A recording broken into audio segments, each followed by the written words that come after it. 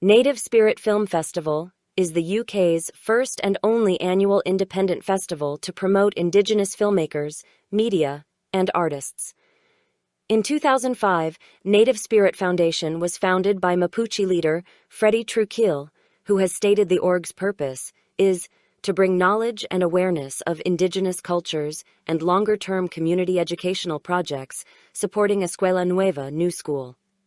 Will you expand on the concept of Escuela Nueva? Escuela Nueva New School is a global movement committed to provide rural and urban children with quality higher education that promotes learner-centered and cooperative learning. It was founded in the 70s by a Colombian woman, Vicky Colbert, Executive Director at Fundación Escuela Nueva, FEN. A large percentage of Indigenous children cannot finalize their studies, even at basic levels. Once children complete primary school, to continue their education, they must leave their communities to study hundreds of kilometers away from their families in boarding schools. Furthermore, the education provided by governments is usually one that continues to integrate or assimilate Indigenous people into the Western world. These are the circumstances that contribute to the further loss of a culture rooted in nature and ancestral wisdom. The schools that were backed by Native Spirit Foundation provide education that is vital in strengthening these cultures and communities. NSF has supported projects initiated by communities themselves. In this way, protecting their autonomy and building better relations between the so-called developed world and native people. Since 2007, we supported different projects in communities in Central and South America, including Wayuu in Venezuela, Mayas in Guatemala, Aymara in Bolivia, and Mapuche in Argentina and Chile. Mr. Truquille has also said that, quote, all the activists have come to the conclusion that one objective of making video, radio, and television is for the other culture to know us. It is necessary to create a bridge to share our culture in an educational form without losing our identity. End quote. Since modern media has played a major role in amplifying Native and Indigenous voices, do you imagine that will influence politics and social change? From these distant shores, I can only share what I'm seeing, which your readers are probably already aware of. Native peoples creating more films, books, arts, etc. For themselves, elders commissioning filmmakers to document their traditions and ways for future generations, and international networking between communities, forming alliances and pooling resources are turning Native and Indigenous voices into an unstoppable force. Witness all the campaigns now reported on international news channels. #LandBack, #MMIWG2S, #NotYourMascot, repatriation of ancestral property from museums, Amazonian and other land defenders. The development of apps for Indigenous language learning is also phenomenal.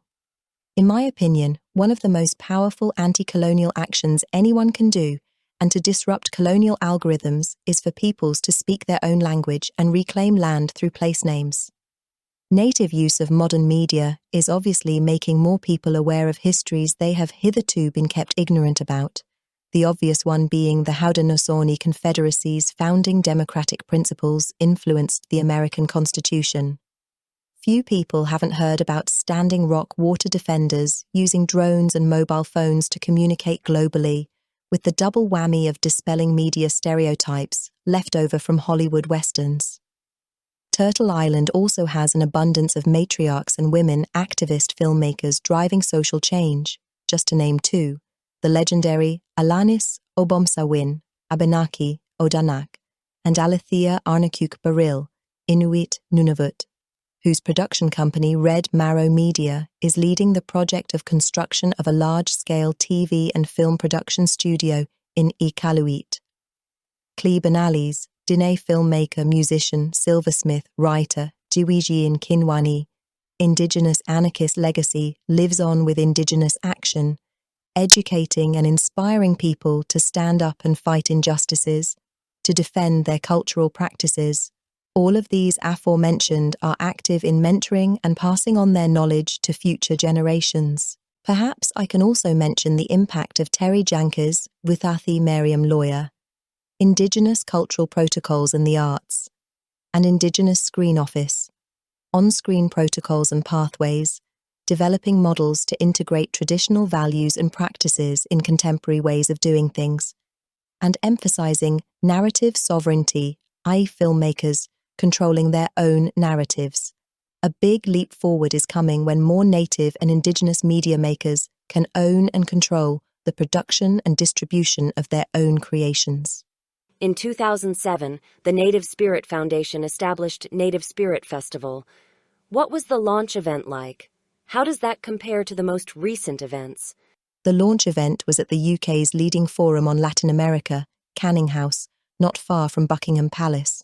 As I understand, there was funding for Native Spirit Foundation, although the budget for the reception was seen as excessive from our side, and the sentiment was it could be put to better use in Indigenous communities. From 2010 to 2020, the festival was hosted by SOAS, School of Oriental and African Studies, Bloomsbury. There was a student-run Native Spirit Film Society, 13 Moons, with events following the lunar calendar. In those days, the festival included workshops, live music, poetry readings, stall holders selling Indigenous crafts and foods. Post-lockdown, the landscape has changed. The most recent events have been at independent cinemas with regulations and limits to what we can offer. With the right venue, we would like to offer more than films, as before.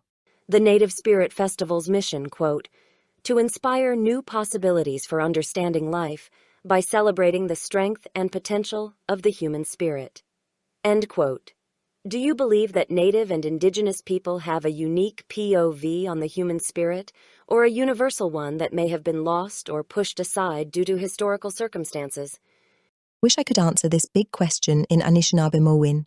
Perhaps what comes across as universal today in general terms is Native people's inherent understanding of the essentials of the nature of things. It's why languages and epistemologies are so important. In 2018, Native Spirit Taiwan was created. How has the reception been by that audience? I should explain that Native Spirit Taiwan Festival is run by and for Indigenous peoples. This year's 5th edition was coordinated by students at the Indigenous Resource Center, National Chung Kung University, Tainan. The average audience age was under 30, older at the closing night venue with cocktails. The energy was amazing between the audience and young filmmakers of the Indigenous Film Academy of Taiwan, started by filmmaker Sayun Simung, who is training in New York early this year. NST founders are Dremadreman Kurimujuk Paiwan, of the founding family of Chuvechakadan, who works in theatre production and performance and with artists in Arnhem Land, and her husband, Daniel Moore, Irish. Native Spirit Taiwan is going from strength to strength with requests to screen in other cities. In 2020, Native Spirit established HMSFP Micro-Indigenous, Films 5 Minutes and Under, with Micromania Film Festival and Spark Films in Buffalo, New York. What pros or cons did the pandemic present for this event? There's some background story here your readers might like. Haudenosaunee Micro Short Filmmakers Program was actually established by NSF advisor Terry J. Jones, Seneca, Wolf Clan, and came about when the director of Micromania, Buffalo, now called Spark, contacted me for Native filmmakers. The festival takes place in Buffalo, which I knew to be Seneca and Haudenosaunee territory, thanks to Terry. My recommendation was to find local Native people who wanted to curate and run their own program, to give the event space over to them. Pros are that we were all pushed online and spending more time Zoom talking to each other, that the festival was able to reach local audiences in person and internationally via streaming.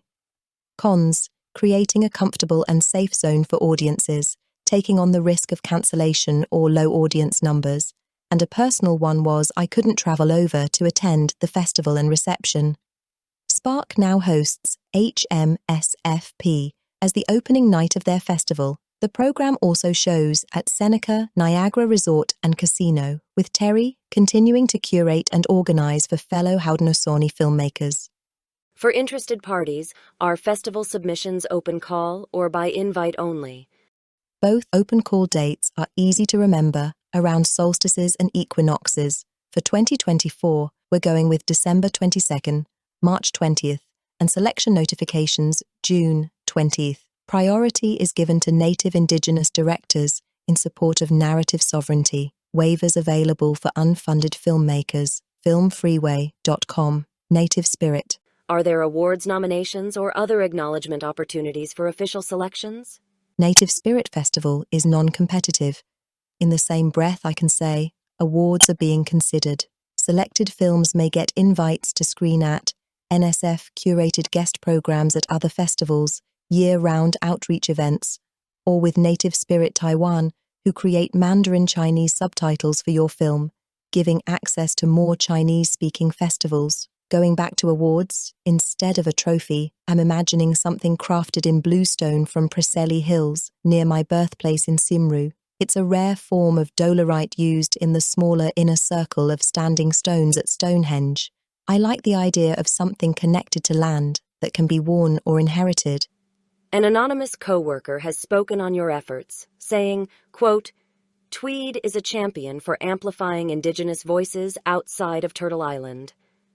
I equate her efforts to Elizabeth Weatherford, which was the festival director of the National Museum of the American Indians Native American Film and Video Festival, which ended in 2011. End quote. What are your thoughts on this comparison? Wow, what a massive compliment. Perhaps there are comparisons in that both festivals were the first to promote Indigenous filmmakers in the way we do. Credits to the founder Freddie Trequill and all the other volunteers, filmmakers and audiences who make it all possible. Glancing back, NSF has worked with so many filmmakers and managed to reach audiences in so many different places beyond theatres, including prison, schools, universities, museums, art galleries and human rights organizations. Your website claims, quote, "This is a rare chance to immerse yourself in global Indigenous cinema. We hope you will emerge as passionate as we are and spread the word. We want as many people as possible to watch these films." End quote.